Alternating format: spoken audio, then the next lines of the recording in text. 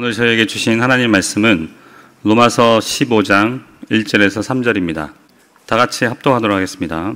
믿음이 강한 우리는 마땅히 믿음이 약한 자의 약점을 담당하고 자기를 기쁘게 하지 아니할 것이라. 우리 각 사람이 이웃을 기쁘게 하되 선을 이루고 덕을 세우도록 할지니라.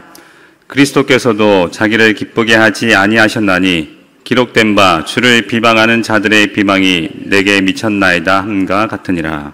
아멘. 로마서 14장에서 15장 13절까지는 교회 내 신자의 생활 중에서 특히 믿음이 강한 신자가 이 믿음이 약한 신자를 향해서 가져야 할 자세, 자기 부인에 대해 말씀합니다. 오늘은 로마서 15장 3절까지만 함께 살펴보도록 하겠습니다. 로마서 14장을 보면 로마 교회의 신자들 사이에 먹는 것과 나를 지키는 문제로 인해 서로 의견 차이가 있었던 것으로 보입니다. 로마는 당시 세계의 중심지였고 그곳에는 전 세계에서 온 다양한 배경을 가진 사람들이 모여 있었을 것입니다. 그로 인해 로마에 있던 교회도 그 구성원들이 다양했을 것이라는 사실을 우리는 어렵지 않게 추측할 수 있습니다. 그래서 로마 교회 안에는 다양한 사람들로 인해 다양한 형태의 문제들이 있었을 것입니다. 그 중에서도 사도 바울은 먹는 문제와 어떤 나를 지키는 문제에 대해 다루고 있습니다. 그리스 신화에 이카루스라는 인물이 나옵니다. 저희 첫째 딸 영어 교과서에 그 이야기가 나오는데요. 이번 설교와 연결이 되어 잠깐 말씀드리도록 하겠습니다. 이카루스의 아버지인 다이달로스는 뛰어난 발명가였습니다. 거두절미하고 어떤 이유 때문에 미노스라는 왕이 다이달로스와 그의 아들 이카루스를 높은 탑에 가두어 버립니다. 감옥에 갇힌 뒤 어떻게 하면 탈출할 수 있을까 고민하던 다이달로스는 새들이 날아다니는 장면을 보고 한 가지 계획을 생각해냅니다.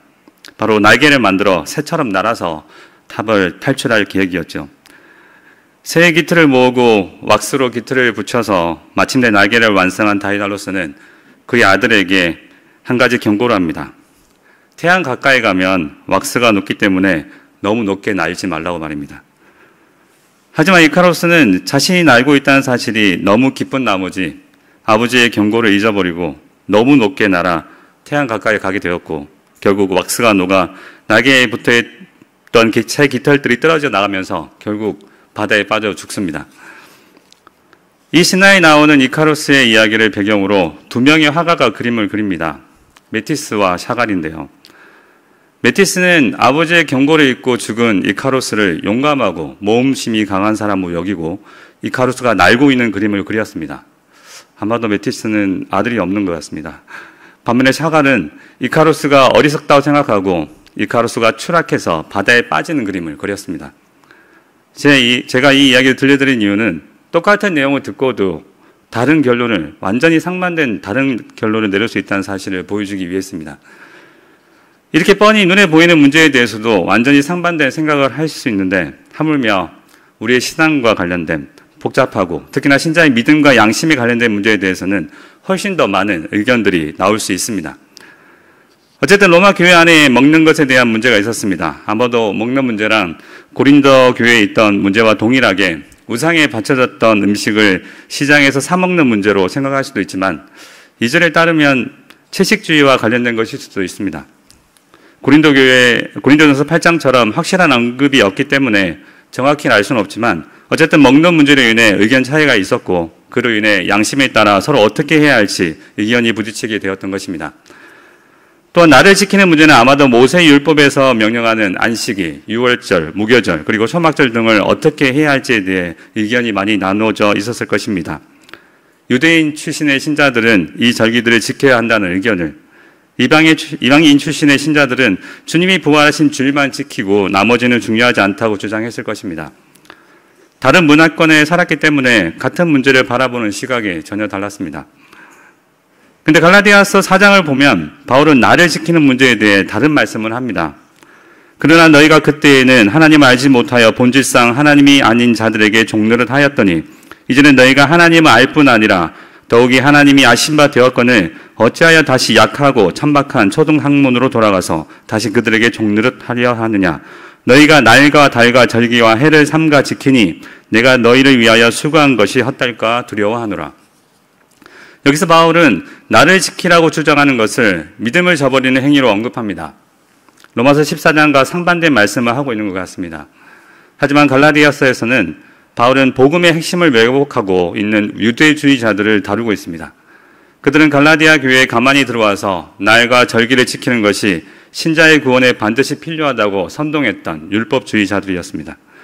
그렇기 때문에 갈라디아서에서 날을 지키라고 주장하는 것은 참 복음이 아닌 다른 복음이며 저주를 받아 마땅한 것이었습니다. 하지만 로마서 14장에서 그런 내용은 나오지 않습니다. 단지 교회 안에 있는 날을 지키는 것으로 인해 생기는 의견 차이로 인해 드러나는 불화에 대해 다루고 있다고 보는 것이 더 낫습니다. 교회 안에서 신자들 사이에 의견이 나눌 때 가장 좋아하는 존재가 있습니다. 바로 사탄, 마귀입니다.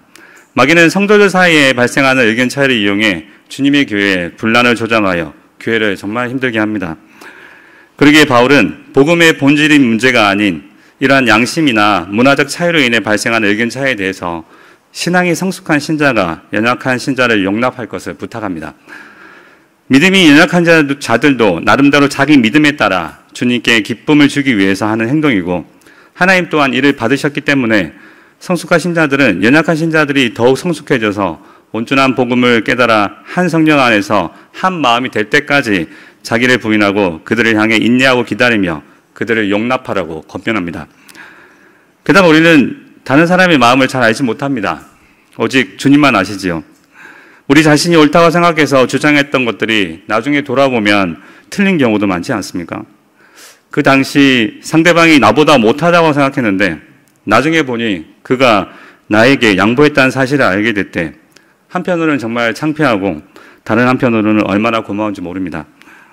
따라서 갈라디아서의 경우처럼 복음의 본질을 훼손하는 경우가 아니라면, 또한 하나님이 도덕법으로 엄격히 금하시는 죄가 아니라면 서로 판단하지 말고 모든 것을 우리 마음속 가장 깊은 것을 보시는 주님께 판단을 맡겨야 합니다. 이를 어기고 스스로 형제를 판단하는 것은 심판자이신 주님의 자리에 자기 자신을 올려놓는 월권 행위입니다. 이에 대해 주님은 반드시 책망하실 것입니다. 따라서 우리는 겸손하게 자기를 부인하고 모든 것을 주님께 맡겨야 합니다. 한편 그리스도인은 그리스도 안에서 자유를 누립니다. 여기서 말하는 자유는 죄로부터의 자유도 있지만 모세의 율법으로부터의 자유도 누립니다. 도덕법을 제외한 의식법과 제사법 등에서 말입니다.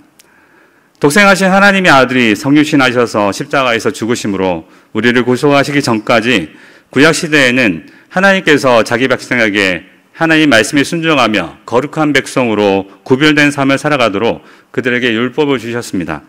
특히 의식법과 제사법을 주셔서 오실 그리스도를 통해 누릴 죄사함을 예표적으로 미리 누리며 장차 오실 메시아를 바라보게 하셨습니다. 그리고 마침내 예수 그리스도께서 오셔서 다 이루셨지요. 그런데 어떤 성도들은 신약 시대에도 사실 지켜야 할 규칙들이 있다고 생각하기를 좋아합니다. 그래서 스스로 규칙을 만들어냅니다. 대표적인 사례가 로마 가톨릭 교회죠. 그러면서 스스로 자유를 억압하고 있습니다. 우리도 비슷한 행동을 합니다. 지금 우리 자녀들은 이해하기 힘들겠지만 제가 어릴 때 다녔던 교회가 고신 교단에 속한 교회였는데, 물론 나중에 변하긴 했지만 제가 제일 많이 들었던 말이 주일에 공부하지 마라. 주일에 돈 쓰지 말라. 예, 주일에 공부하지 말라고 하면 좋겠죠, 그죠? 근데 저는 그렇지 않았습니다. 왜냐하면 제가 고등학교 때 저희 학교에서 일요일까지 다 불러서 자율학습을 시켰거든요. 그러니까 그게 3년이 쌓인다고 생각해 보세요. 학생으로서 되게 부담이 될 수 있죠. 근데 그걸 순종하는 게 쉽지는 않았습니다. 여태튼 그걸 지키려고 노력했죠. 그래서 이게 잘 지키면 감사한 마음으로 지키면 상관없겠지만 잘 지키는 사람은 나중에 우쭐해하면서 그렇지 못한 사람을 향해 정죄하고, 지키지 못하는 사람은 주눅이 들거나 자신을 비난하는 사람에 대해 꼬투리를 잡기 위해서 애쓰는 모습을 자주 보았습니다. 아니면 숨어서 공부하고 돈을 쓰면서 겉으로 아닌 척했죠. 처음에는 그런 의도로 규칙이 만들어지진 않았을 것입니다. 거룩해지기 위해서 자구책을 마련한 것이겠죠. 하지만 변질되어 버립니다. 그러면서 스스로 복음 안에서 누리는 자유함을 없애버립니다. 그런데 더 큰 문제는 그렇게 규칙을 정해놓고 스스로 강한 양심을 지녔다고 착각을 한다는 것입니다. 로마서 14장에서 음식을 먹지 않아야 한다고 주장하는 사람과 어떤 날을 특별히 지켜야 한다고 주장하는 사람은 이를 지키지 않는 신자들에 비해 자신이 더 강한 양심을 가지고 있다고 생각했을 것입니다. 나는 강한 양심이 있기 때문에 그것은 할 수 없고 저것은 할 수 있어 라고 생각하면서 말입니다. 이런 행동이 자기를 부인한다고 여기는 것이지요. 근데 바울은 이 생각을 뒤집습니다. 내가 주 예수 안에서 알고 확신하노니 무엇이든지 스스로 속된 것이 없으되 다만 속되게 여기는 그 사람에게 속되니라. 쉽게 말하면 그건 네 생각일 뿐이다 입니다. 그러면서 무엇을 놓치고 있는지 알려줍니다. 만일 음식으로 말미암아 내 형제가 근심하게 되면 이는 내가 사랑으로 행하지 아니함이라. 그리스도께서 대신하여 죽으신 형제를 내 음식으로 망하게 하지 말라. 즉 형제를 사랑하지 못한다면 성숙한 믿음도 강한 양심도 가지고 있는 것이 아니라고 말씀합니다. 그리스도 안에 온전히 잠겨 그리스도께서 이미 이루셔서 우리에게 주신 완전한 자유를 누리는 양심을 가진 성숙한 성도는 형제를 사랑하기에 그 형제가 걸려 넘어질 수 있는 부딪힐 것이나 거칠 것을 그 형제 앞에 두지 않습니다. 왜냐하면 지금 눈앞에 있는 형제 자매는 그리스도께서 피 흘려 값주고 사신 소중한 존재라는 것을 알기 때문에 사소한 의견 차이로 망하게 할 수 없기 때문입니다. 따라서 성숙한 그리스도인이란 형제의 사랑 안에서 자신의 자유함을 제한하는 진정으로 강한 양심을 소유한 사람입니다. 성령의 능력으로 신자는 새 생명을 가지게 되지만 그렇다고 해서 단번에 완전한 성숙의 단계에 도달할 수 있는 것은 아니기 때문에 이런 현상이 생기는 것입니다. 이미와 아직의 시기들을 살아가고 있는 신자는 믿음의 분량에 따라 마음이 변하는 과정을 겪기 때문에 똑같은 문제에 대해서 다른 생각들을 얼마든지 가질 수 있습니다. 따라서 서로 다른 의견을 가지고 있을 때 성숙한 신자라면 자신의 자유를 마음껏 사용하는 것이 아니라 성령 안에서 의와 평강과 희락을 위해 사용해야 합니다. 그리스도 안에서 의를 행하고 서로 화평을 추구하여 성도 간의 덕과 화평을 세워 하나됨을 이름으로써 성령 안에서 기쁨, 희락을 누릴 때 하나님께서 기뻐하시고 사람들에게도 칭찬을 받게 됩니다. 그것이 믿음을 따라 올바르게 자유를 행사하는 것입니다. 우리의 믿음은 우리가 확신하는 것을 그저 누리는 것을 말하지 않습니다. 말씀에 비추어 자신이 충분히 누릴 수 있는 자유지만 만일 형제를 시험되게 하는 일이라면 먼저 고민하면서 지혜를 구하게 됩니다. 그게 바로 믿음이죠. 우리가 하는 행동을 보고 다른 연약한 형제가 실족하거나 또는 형제가 자기 양심을 어기고 그 행동을 따라해서 자신에게 실망하여 실족하게 된다면 이는 올바른 믿음이 아닙니다. 왜냐하면 우리의 믿음이 사랑을 이루지 못하면 그것은 바로 죄이기 때문입니다. 따라서 믿음을 가지고 사랑을 따라 행해야 합니다. 이어서 바울은 14장에 이어 15장에서도 14장과 동일한 주제로 연약한 자에 대한 강한 자의 의무를 더 다룹니다. 오늘 본문입니다. 믿음이 강한 우리는 마땅히 믿음이 약한 자의 약점을 담당하고 자기를 기쁘게 하지 아니할 것이라. 우리 각 사람이 이웃을 기쁘게 하되 선을 이루고 덕을 세우도록 할지니라. 물론 우리가 언제나 다른 신자의 기분이나 그들이 원하는 것을 해주기 위해서 그들을 기쁘게 하는 행동만 하라는 의미는 아닙니다. 그리스도인은 사람을 기쁘게 하기 위해 살지 않습니다. 하나님을 기쁘시게 하고 그를 영원히 절구하는 것이 그리스도인의 제일 되는 삶의 목표입니다. 목적입니다. 불신자를 향해서도 마찬가지입니다. 그들에게 우리의 유익을 포기하고 친절을 베푸는 것은 단순히 그들을 기쁘게 하기 위함이 아닙니다. 나와 같이 모든 일에 모든 사람을 기쁘게 하여 자신의 유익을 구하지 않고 많은 사람의 유익을 위하여 구하여 그들로 구원을 받게 하라. 즉 그들의 구원을 위한 것입니다. 왜냐하면 이를 주님이 기뻐하시기 때문입니다. 바울은 1절과 2절의 의무를 더 강조하기 위해서 3절에서 본이 되신 그리스도를 언급합니다. 그리스도께서도 자기를 기쁘게 하지 아니하셨나니 기록된 바 주를 비방하는 자들의 비방이 내게 미쳤나이다 함과 같으니라. 사도 바울은 우리에게 실제적인 권유를 하기 위해 자기 자신을 생각하지 않으시고 하나님이 자신에게 맡기신 택한 백성만을 생각하셨던 우리 주님의 이타적인 모습을 강조합니다. 우리 주님은 우리의 구원을 위해서 우리에게 최고의 유익을 주시기 위해서 아버지의 뜻에 따라 말로 다 할 수 없는 수치와 모욕을 당하셨습니다. 3절은 메시아 시편인 시편 69편의 9절을 인용한 것으로 자신을 기쁘게 하지 않는 본을 보이신 그리스도를 드러냅니다. 시편 69편 9절은 이렇게 말씀합니다. 주의 집을 위하는 열성이 나를 삼키고 주를 비방하는 비방에 내게 미쳤나이다. 여기서 말하는 비방은 우리를 향한 비방이 아니라 하나님을 향한 신성모독적인 비방입니다. 하나님을 모르는 악한 자들이 하나님을 향해 퍼붓는 모든 비방과 하나님을 향한 인간의 모든 적대감 또는 하나님을 안다고 믿지만 실제로는 하나님을 대적하면서 퍼붓는 모든 저주가 그리스도께로 돌아가서 그로 인해 그리스도께서 희생양이 되셨습니다. 이런 그리스도의 모습을 바울은 우리의 본으로 제시합니다.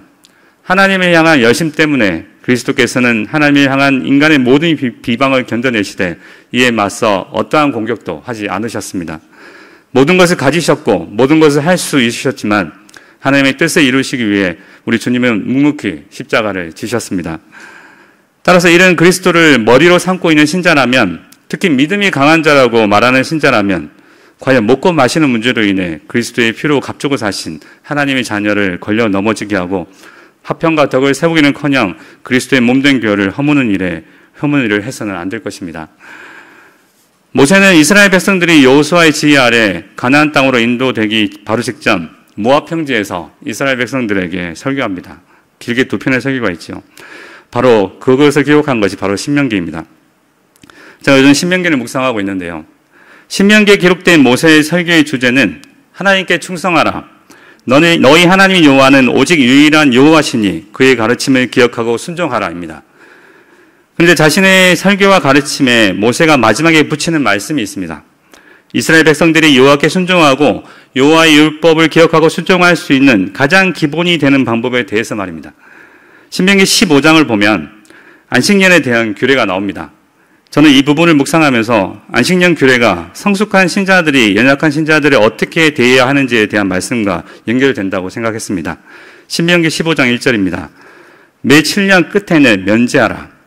그의 이웃에게 꾸어진 모든 체주는 그것을 면제하고 그의 이웃에게나 그 형제에게 독촉하지 말지니 이는 여호와를 위하여 면제를 선포하였습니다. 7절.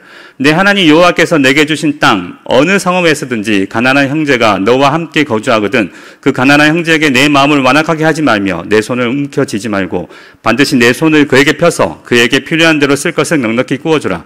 삼가 너는 마음에 악한 생각을 품지 말라. 곧 이르기를 7째 해 면제년이 가까이 왔다 하고 내 궁핍한 형제를 악한 눈으로 바라보며 아무것도 주지 아니하며 그가 너를 여호와께 호소하리니 그것이 내게 죄가 되리라. 너는 반드시 그에게 줄 것이요 줄 때에는 아끼는 마음을 품지 말 것이니라. 이로 말미암아 내 하나님 여호와께서 내가 하는 모든 일과 내 손이 닿는 모든 일에 내게 복을 주시리라. 땅에는 언제든지 가난한 자가 그치지 아니하겠으므로 내가 내게 명령하여 이르노니 너는 반드시 내 땅 안에 내 형제 중 곤란한 자와 궁핍한 자에게 내 손을 펼칠지니라. 내 동족 히브리 남자나 히브리 여자가 내게 팔렸다 하자. 만일 여세 동안 너를 섬겼거든 7째 해에 너는 그를 놓아 자유롭게 할 것이요 그를 놓아 자유롭게 할 때는 빈손으로 가게 하지 말고 내 양무리 중에서와 타작 마당에서와 포도주 틀에서 그에게 후히 주시니. 그러면서 모세는 말씀합니다. 곧 내 하나님 여호와께서 내게 복을 주신 대로 그에게 줄지니라. 너는 애굽 땅에서 종되었던 것과 내 하나님 여호와께서 너를 속량하였음을 기억하라. 그것으로 말미암아 내가 오늘 이같이 내게 명령하노라. 하나님의 종으로 팔릴 정도로 연약해진 사람들이 왜 그렇게까지 되었는지 언급하지 않습니다. 다만 안식년이 되면 종이 되었던 그 사람을 풀어주되 넉넉히 챙겨서 보내줘야 한다고 명령하시는데 그 이유는 애굽 땅에서 종되었던 것과 내 하나님 여호와께서 너를 속량하셨고 또한 지금 누리는 복이 하나님이 주신 복이기 때문입니다. 이것을 기억하라는 것입니다. 사랑하는 여러분, 우리는 우리의 현재 상태를 보고 과거를 잊는 경우가 너무 잦습니다. 스스로 선줄로 착각할 때가 많지요. 그래서 자신과 의견이 다른 사람을 보면 대체 저 사람은 왜 저럴까? 라면서 판단합니다. 이에 대해 바울은 우리 주님을 본으로 제시합니다. 이타적인 삶이지요. 오늘 본문 이후로 그러한 삶에 대해서 계속해서 말씀합니다. 근데 제가 여기서 강조하고 싶은 것은 우리 주 예수 그리스도께서 본으로 보이신 이타적인 삶에 앞서 무엇보다도 우리에게 어떤 구원을 베풀어 주셨는지 기억해야 한다는 것입니다. 마치 이스라엘 백성이 연약한 동료들을 왜 돌봐야 하는지에 대해서 설명한 것처럼 말입니다. 우리도 애굽의 종, 죄의 종이었다는 것이죠. 로마서 1장에 따르면 우리는 곧 모든 불의, 추악, 탐욕, 악의가 가득한 자요. 시기, 살인, 분쟁, 사기, 악독이 가득한 자요. 수근수근하는 자요. 비방하는 자요. 하나님께서 미워하시는 자요. 능력하는 자요. 교만한 자요. 자랑하는 자요. 악을 도모하는 자요. 부모를 거역하는 자요. 우매한 자요. 배악한 자요. 무정한 자요. 무자비한 자라.